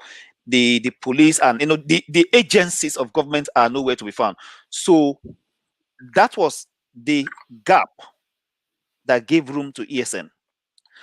Now, when ESN came, I saw a lot of videos where they say, okay, they are in the bush, they are parading the bush, and I do not remember anybody saying they've seen ESN on the streets. So what we usually hear is that they're in the bush, and that what they're doing is that they're going around the bush to ensure that there is some kind of peace and order in it, which is the work of the government. Okay, so the work of the government. Now, yes, before we know it, the picture that first came to my mind was a picture of one police officer that was kneeling down and was pointing his gun, and that was when I started digging what happened. And then I was told that the police went to attack their camp. So I now want to find out, did ESN come out to attack police first before police went to attack their camp, or what actually brought about the Nigerian security is going to attack ESN camp? Okay, now when that attack happened, Mazi, if you have 5 children, if you slap them, 5 of them, you do not expect the same reactions. They will react differently. So in the case of ESN, maybe they reacted differently, and then some of the members of them, they came out to also match them with violence, and that is the beginning of the troubles in Imo State. Now, the question is, who invited the police to the camp? Was there any security incident that was happening that would warrant that? And then if there is anything, if anybody has broken the law and things need to be done, was there like a court judgment that issued a warrant of arrest? Maybe they were invited and they didn't show up, and was there like a warrant of arrest that was issued? Those kind of questions need to come into play. None of that. Now, the invasion of ESN position in the bush and counter invasion is what spiraled into what we're seeing. So the question is, there is a failure of the federal government at first to address those issues before it gets out of hand. Then 2, those issues were happening in virtually all states. Okay, it's just that in the southeast there was kind of a measure. In the southwest there was an Amotekun that the state governors quickly came together and they quickly set up things. Now, when Amotekun was set up, there was pressure on the southeast governors to quickly set up something similar to Amotekun. When they attempted, I think the IG of police then gave a marching order that nothing should happen, and then some top government officers in the security agencies went against it.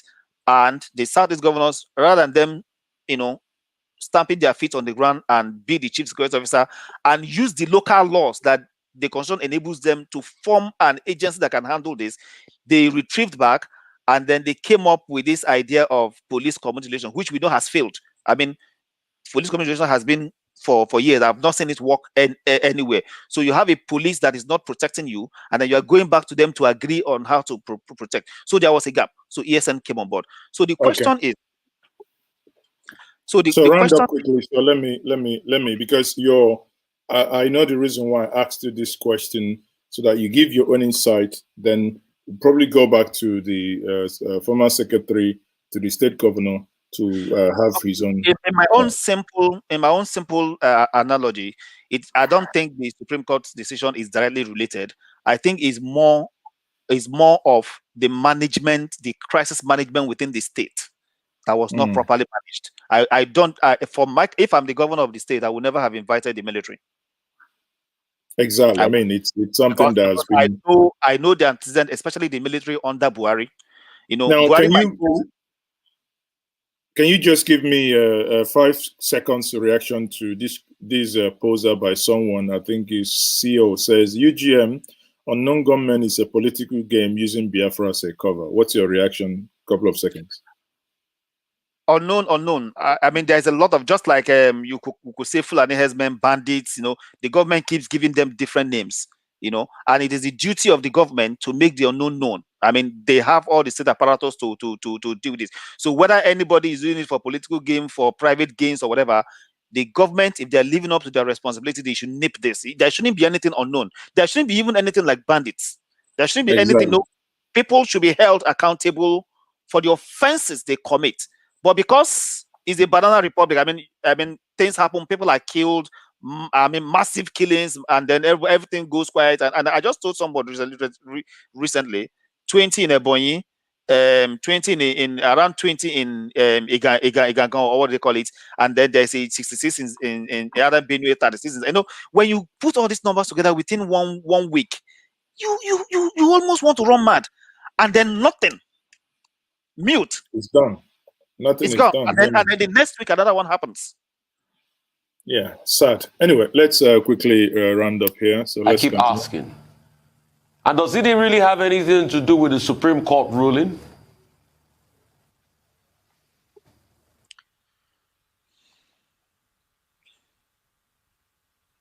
Did you hear me, sir?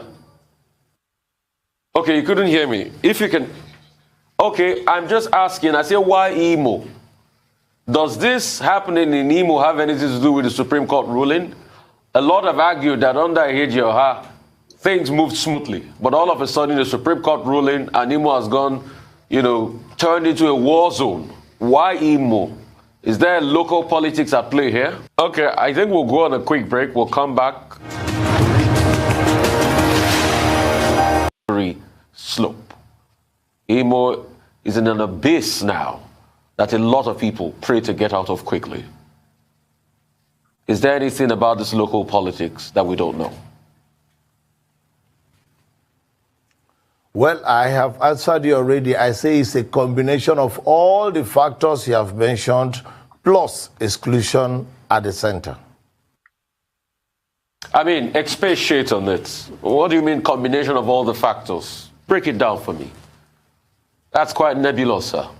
Well, there's nothing to break down. I say it's a case of injustice that people are reacting to. I do not know which particular one of them that is leading to the agitation, but I know the people have been angry and they have been protesting for a long time. If you notice, the pensioners have been protesting since we left office. The workers have been protesting. There have been loads and loads of protests. And when a lot of these peaceful protests are quelled violently or without proper response, people may react in other ways that may not be civil. Who are the we? When you say since we left office, who are the we here? Which administration are we talking of? No, I say since the Njenje administration was kicked out by the Supreme Court, there have been several protests by several groups in the state. Pensioners, workers, and members of the civil society in all hues and cries? Well, see, let's rephrase the question this way. Now, the governor, Opus Odimma, has been on record saying that certain elements within the ruling APC, the All Progressives Congress, are behind the spate of insecurity in the state, in addition to aggrieved members of the People's Democratic Party. In other words, he blames the opposition. He also blames people within his own party. What's your reaction to that narrative? Because he says that, look, there are some political leaders who are promoting the violence within the state. And you have been in that state. You've been secretary to the state government. Do you have any information in this regard? Not at all, but I want to say categorically that the PDP as an opposition political party in Imo State is not in any way involved in the violence in Imo State. Rather, you may say that, for example, the case of Gulag, I have said without doubt that this is APC on APC violence. Because we know the history of how it all culminated. One, Gulag was sent to Imo State to come and conduct the governorship primaries. We all have stories of how he took off with the result sheet, went to Abuja in collusion with Oshomole, they concocted their result. The rest of it is history. They have their issues among themselves. What has PDP got to do with it? What is our interest? If APC are fighting against APC in Imo State, do you know to what extent they can go? Because they are the ones holding power, and they are holding the reins of power. So it is their problem, it's their call. But our pain is that they are allowing it to affect the people of Imo State. They are allowing it to affect the Owerri residents, which is not fair. And then let us also face it. His Excellency, the governor, is from Oru East local government area. A lot of the crises he has started from his federal constituency, which is made up of Oru East, Oru West, and Olu local government. The first time he invited and Osu local government. The first time he invited the military to come, he invited them to come to Osu local government, which is his federal constituency. The people who were killed in the first instance were from Oru East. So it is their issues. PDP has nothing to do with it. We have nothing to do with any of these militant bandit groups. Okay, Marcel, if I may ask just a clarification question here. He's talking about Olu East. Oru Is it? East. Oh, is it Olu or Olu? Oru, there is Olu, there is Oru East, and there is Oru West. Oh, okay. Oru as in O-R-U. Oh, Oru, okay. Oh, good to know. So now, you've heard what he said. Question then is, what's your take?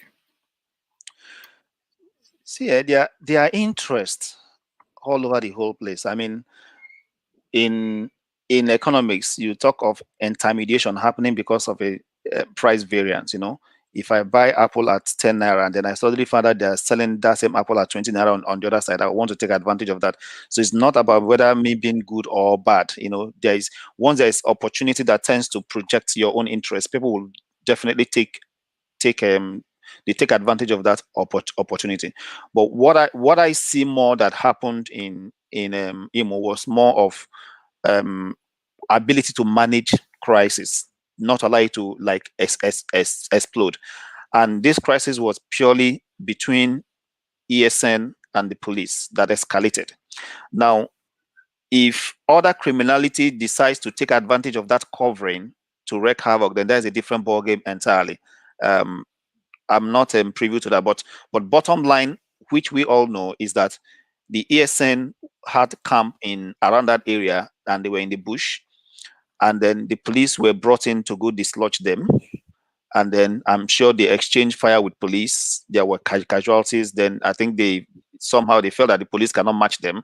Then military was brought in. I even understood that the first set of military that came in, they also had an upper hand. And then helicopter gunship was deployed. My question is, when crisis moves to a point where you have to extend your hand from your to somebody's shoulder, then you have failed. That is what I look at it from. If I am to manage crisis, no matter what if we disagree on 10, let's come to the table and we begin to take them one by one. Out of 10, if we agree on 3, fine. You see the other 7, we say let's keep talking.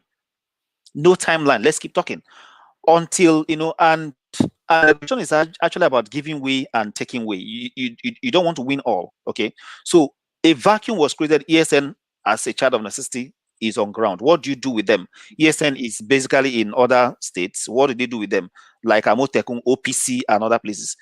Think about it. OPC operated in the Southwest with Dane guns for all the years. Why is there no troubles in Southwest? In fact, people were employing them to guide their streets and all that, and they cohabited with state agencies, right?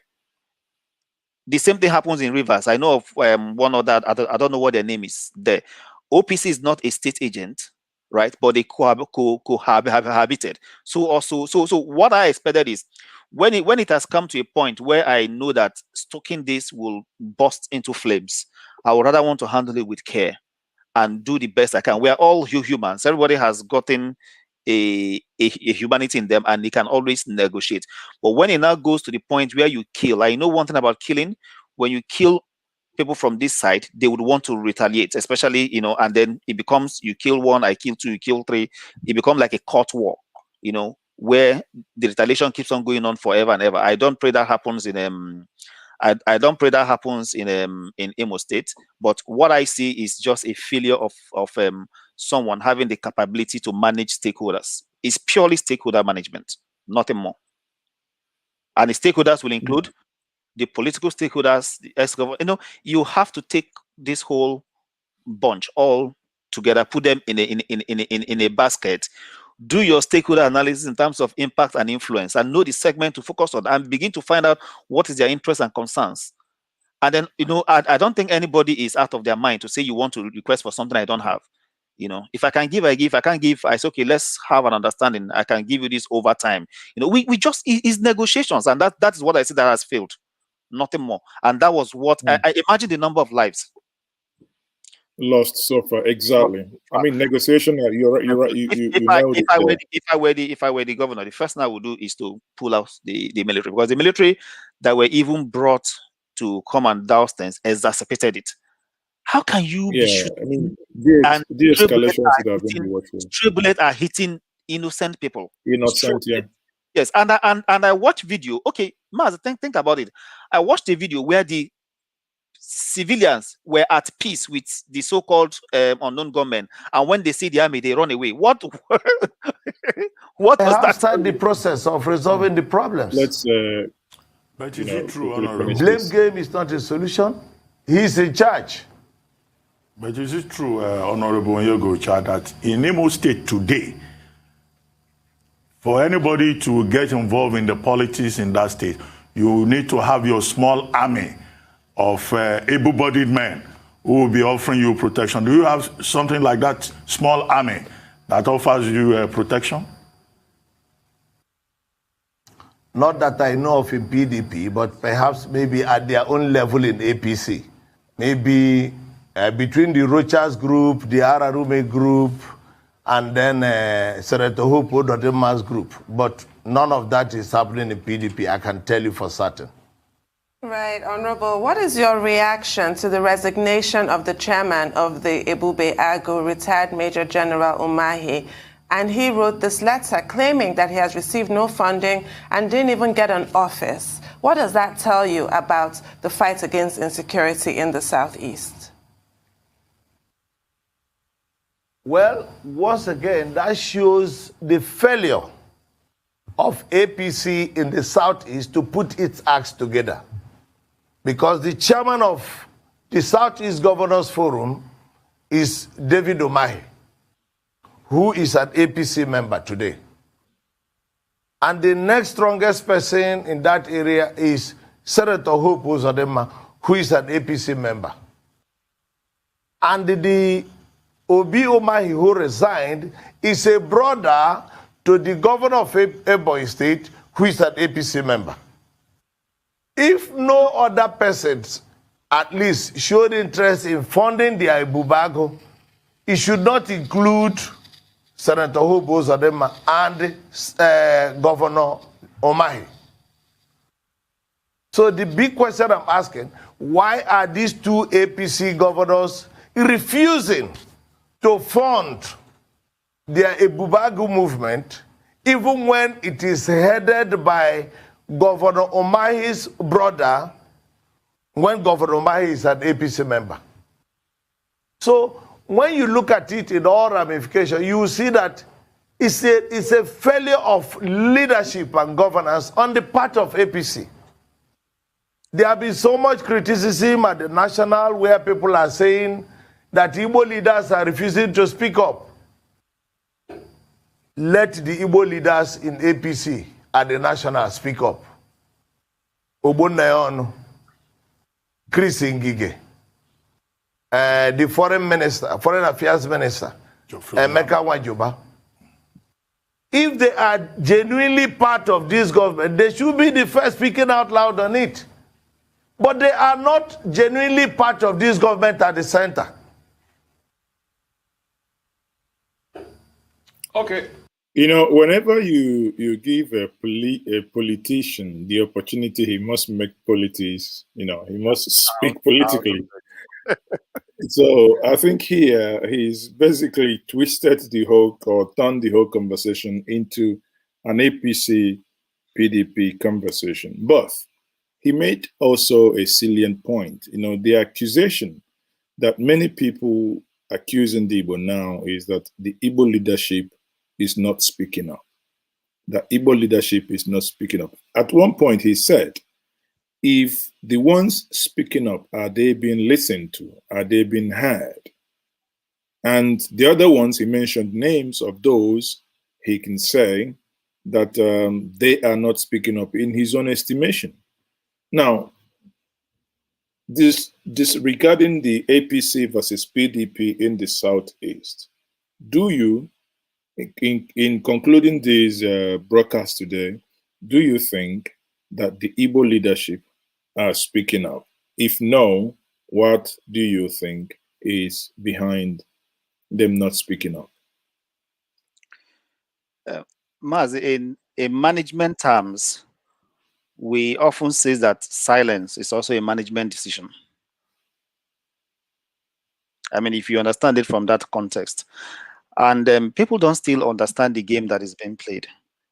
Now, let me ask you, have you seen any other region, maybe not, where one of them had come out and say their leadership are not speaking out against Fulani headsmen, Bayati Allah, bandits, Boko Haram, and all that? They are not speaking out.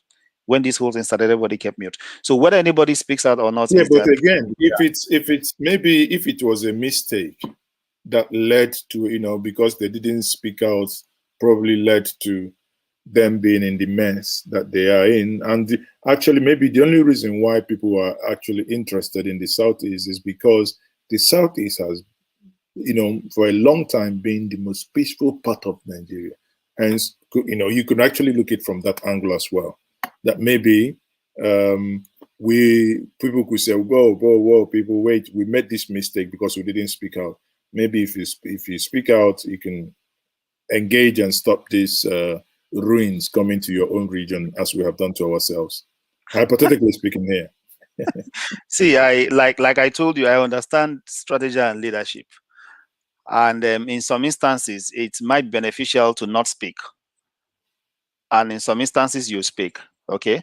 So if people are not speaking out, you need to read in between the lines. Probably felt, okay, if maybe I'm not in a position to take action, if I speak out, does it favor me? And if it doesn't favor me, so why do it?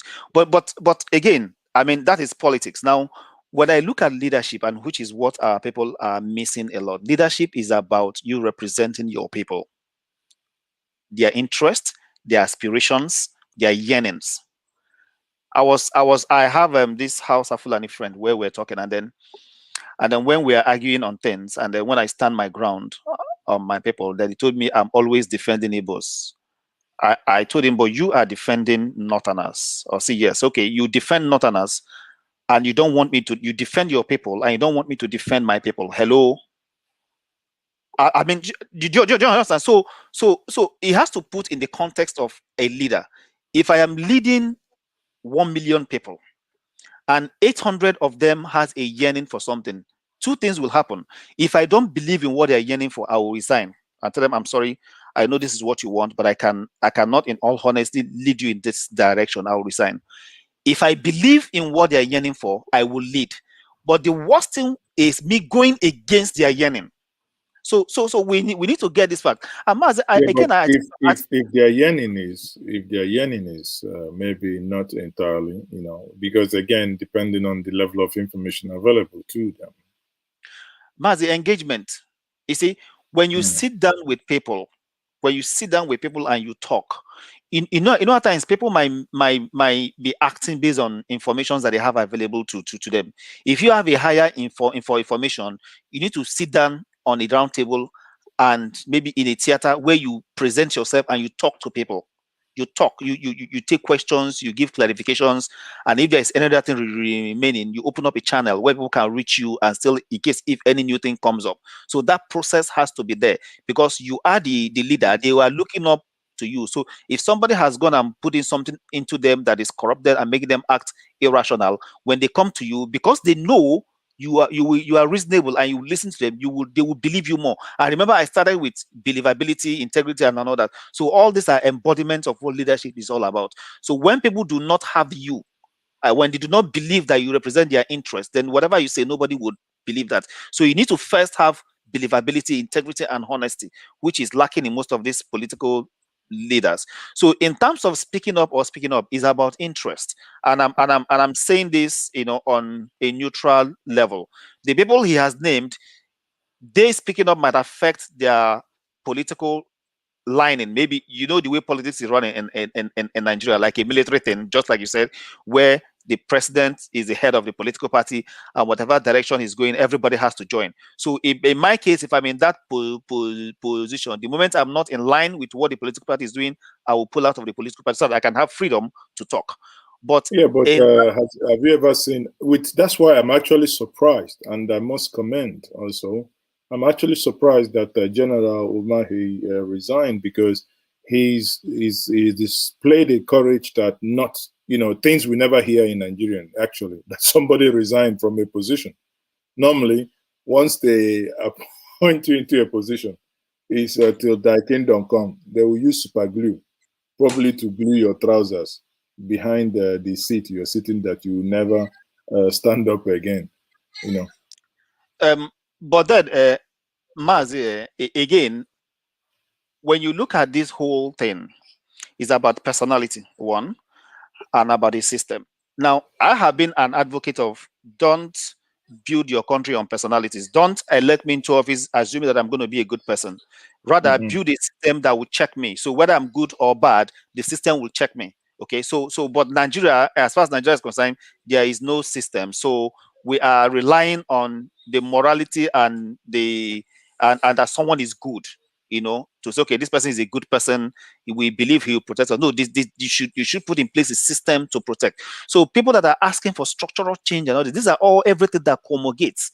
Because the way it is, Nigeria, it is nice. It's a one man takes all. And if the president is so powerful, he can do anything. He can appoint anybody. He can look at him. He woke up and banned Twitter. But in actual sense, if we're being real, what do you think that actually, if this, bearing in mind the man in the ASO in the Rock, if they are speaking or non-speaking, would it change anything? I think it was Fayose. Is it Fayose tweet that I saw that he says that Buhari cannot even operate an Android? So, but But then on the other hand, I think people, I didn't watch the video. I mean, ever since I've ruled about, so I don't even listen to him. But I heard people say there's a video where he made the comment that was put into tweet. Okay, so if that is the case, then that means it's his words that was just transcribed into tweet. And again, it still speaks of your person. It's called in psychology, it's called self-worth. If I am bigger than this, I won't make an issue out of it. But if you have this fear that everything is all about ego tripping, I have to win at all costs, then that is when anybody does any small thing, you want to use a sledgehammer. So there are some things that will happen, and you look at it and say, this is a distraction, and then you will just move on because it's a real distraction. You focus on the core thing. But if you're someone that has an ego tripping problem, then any small thing that happens, you want to roll off your sleeves and ready to box rather than engage. So on a final note, a listening ear to every section of the state. For a start, Njenje's government was inclusive and allowed participation of people even in the opposition political parties that fought against him. Njenje's government was open and broad-minded, and you could get your message across to Njenje no matter how late it is in the day. And I want to give you a practical example.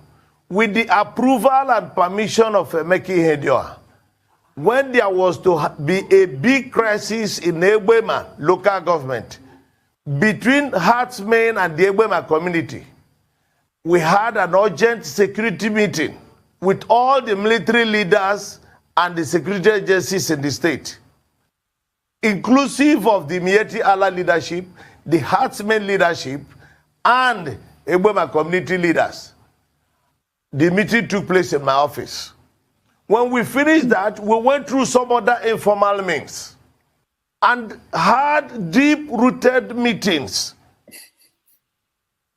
I stayed in my office till 2:30 a.m., monitoring and directing activities in Egbema.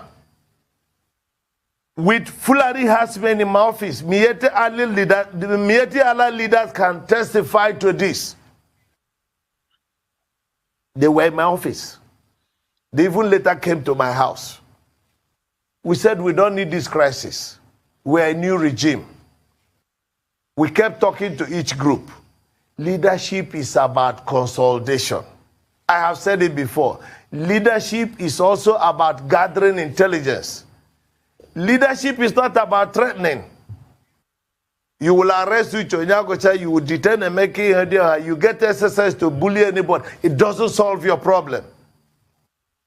If leadership is about bullying, America would have had their way in everything. This arrogance of poverty of power must stop. Calm down from your high horse.